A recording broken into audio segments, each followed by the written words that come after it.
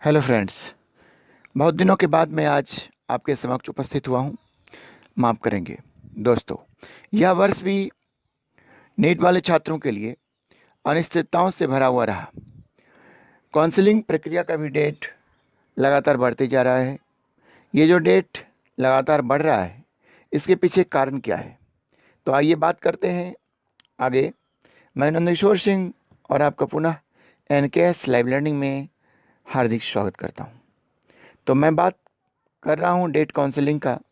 तो ये डेट बढ़ने का असर कैसा रहेगा जस्ट क्वालिफाइड वालों पर, और वो कैसे आगे बढ़ सकते हैं, इन्हीं सब बातों पर आज मैं चर्चा करने जा रहा हूँ। आप बने रहिए हमारे इस चैनल के साथ। इस वीडियो को देखने के बाद आपके मन में कोई दुविधा आती है, कोई सवाल उठता है, तो आप व्हाट्सएप के ज़रिए हमसे आप सीधे संपर्क कर सकते हैं। सुप्रीम कोर्ट का कथन था कि काउंसलिंग में डिले नहीं किया जाएगा। इसके बावजूद भी डेट बढ़ाया गया है। इसके बावजूद 1 महीने का समय पहले ही ले लिया गया था। 1 सितंबर के पहले NMC बिल के ऊपर डिस्कशन करने के लिए सबसे पहले सुप्रीम कोर्ट ने कहा था काउंसलिंग डिले नहीं किया जाए। इसके बावजूद भी काउंसलिंग की डेट आगे बढ़ाई गई। NMC बिल को डिस्कशन के लिए पहले महीने का समय 1 महीने का समय लिया गया, और फिर सुप्रीम कोर्ट ने कहा इसे आगे और एक्सटेंड नहीं किया जाए। ऐसा लगा कि अब NMC बिल के चांसेस नहीं हैं। अभी फिर एक्सटेंशन मिला है। ऐसी स्थिति में सभी कॉलेजों में लगभग 650 सीटें बढ़ा दी गई हैं। अभी जो बढ़ी हुई सीटें जो मिल रही हैं, आपको इससे मालूम हो रहा है कि ये NMC बिल के फेवर में जा रहा है।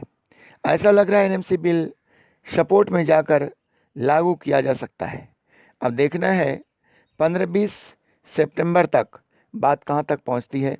जो शेड्यूल सरकार ने जारी किया है, तो इसके तरफ से जो लागू किया गया है, अब 15-20 तारीख तक गवर्नमेंट के मुताबिक यदि सारी चीज़ें सही रहती हैं तो इस पर NMC बिल पर हाई कोर्ट में जो केस चल रहा था, यदि NMC बिल लागू होती है तो 50% सीटें गवर्नमेंट फीस पर उपलब्ध होंगी। तो उसके एवज में हमारे कॉलेजों में, यानी प्राइवेट कॉलेजों का कहना था कि सीटें बढ़ा दी जाएं और उसके बाद NMC बिल लागू कर दें। अब देखने को मिल रहा है कि लगातार सीटें बढ़ती ही जा रही हैं। इसलिए ऐसा कहना पड़ रहा है कि NMC बिल के फेवर में ही सारी बातें हो रही हैं। इससे जस्ट क्वालिफाइड वाले छात्र जो जिन्हें जो है 10 से 20% तक चांसेस ज़्यादा देखने को मिलेंगे, इससे ज़्यादा कुछ नहीं। मैं आपसे कहना चाहूँगा, यदि आपने अभी तक इस चैनल को सब्सक्राइब नहीं किया है तो प्लीज़ सब्सक्राइब कर दें, लाइक करें और अपने दोस्तों के साथ शेयर भी अवश्य करें। आपने जो प्लानिंग पहले से बना रखी है उस पर आप ज़रूर अमल करें।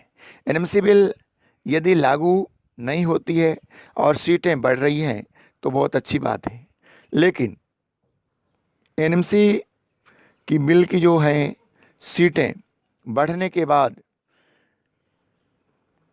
तो आपकी स्थिति वैसी ही बनी रहेंगी।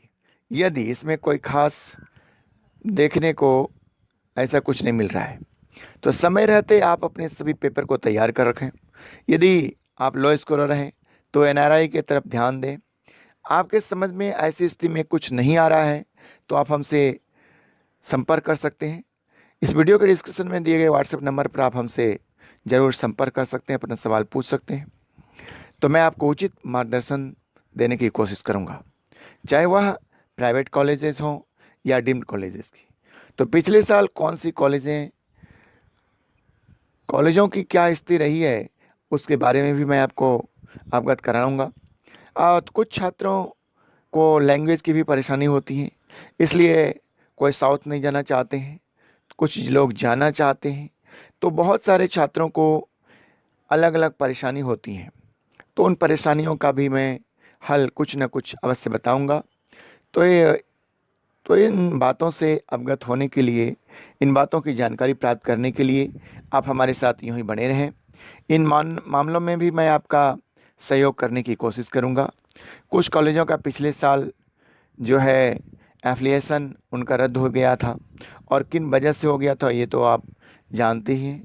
तो आपको सारी, आपकी जितनी भी शंकाएं आपके मन में उठ रही हैं, उन सारी शंकाओं का समाधान करने की मैं ज़्यादा से ज़्यादा कोशिश करूंगा। तो चलते चलते फिर मैं आपसे रिक्वेस्ट करूंगा कि इस चैनल को ज़रूर सब्सक्राइब कर दें, और फिर मिलते हैं किसी नेक्स्ट वीडियो में। तब तक के लिए जय हिंद, अपना ख्याल रखें।